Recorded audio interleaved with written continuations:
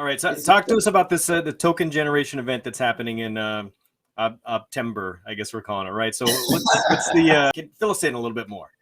So we've got a bunch of dates happening. Questions. Yeah, so we've got a bunch of dates happening. The first thing we have to do is a second round on Dalmaker because we owe them a round, and it's like the people have entered a lottery to get into that, and it'll be like, I think it's like 100 grand tickets. So they will do that on the 15th for us. That is the last allocation there is from that point. And you can expect an exchange listing around that time, very close to that time. We have a big Ditto event on the 18th, like I said, in London, which is an absolutely massive event.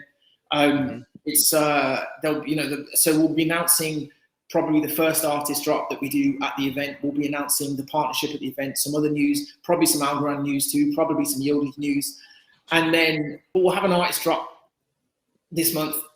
There was a documentary not too long ago about how musicians had to declare bankruptcy due to not being able to repay the loans and the cash flow during their career, and their career was not sufficient enough to keep them afloat.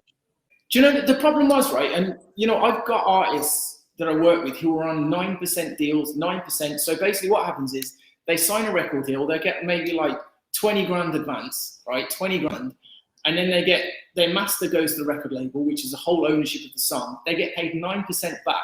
And you get that 9% back after the record label spent everything. So basically the record label probably will give you 20 grand, spend £1 million, and then you'll get paid 9% back of the net on that. So you end up owing about, at least 900 grand when you've finished. And that's after, working on it for 6 to 12 months. That's what it's been for 50 years. Well, since the beginning of time, because record labels get away with it.